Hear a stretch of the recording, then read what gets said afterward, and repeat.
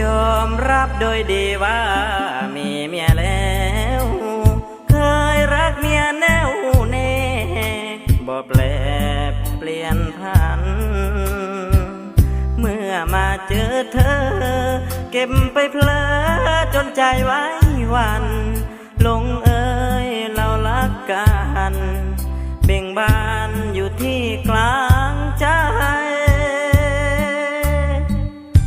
วันนี้มีใจแบ่งไปเป็นสองเมียรู้เมียจึงต้องปวดใจเพียงไหนกลุ่มใจจริง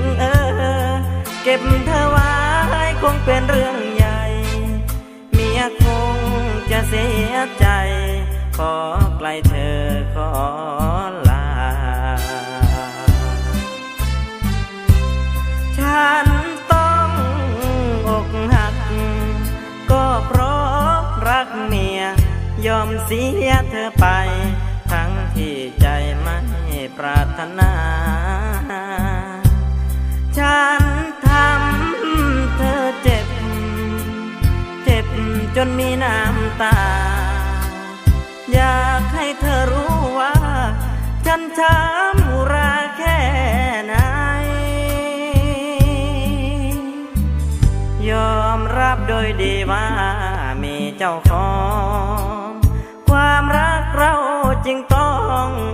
จืดจางห่างหายหากบุญมีพอ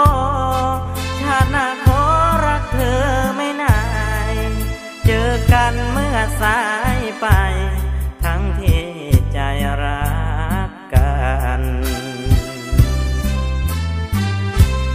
ฉันต้องอกหัก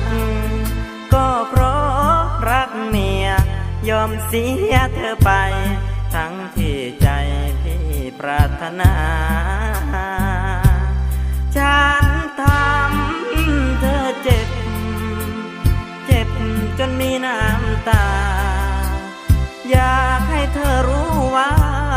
ฉันช้ำอุราแค่ไหน